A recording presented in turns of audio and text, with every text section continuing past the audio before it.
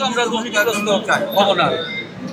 ঠিক আছে। আর এই যে আমাদের প্রমাণ যেটা কোনো স্টুডেন্ট পাস যেটা দিচ্ছে না, 60 টাকাই রাখতেছে যেটা। মানববন্ধনে সমবেত হয়েছি কারণ হচ্ছে বিআরটিসিতে আমরা যাত্রী হয়রানি হচ্ছি প্রতিনিয়ত। তারা গাড়ির যাইতে রাস্তায় 3বার বন্ধ হয়ে যায়, চাকা নষ্ট হয়ে যায়। হ্যাঁ, তারপর যাত্রী হয়রানি, তার স্টাফদের তো যাত্রী হয়রানি আছে, যা তা আচরণ করে। আসলে নেত্রকোনা প্রায় প্রতিদিনই আসি, 3 থেকে 4 দিন আমার নেত্রকোনা আসতে হয়। আমার বাসা শ্যামগঞ্জ। ভাড়া রাখা হয় মানে স্বাভাবিক যাত্রীদের, সাধারণ যাত্রীদের তুলনায় হাফ ভাড়া রাখা হয় আমাদের কাছ থেকে।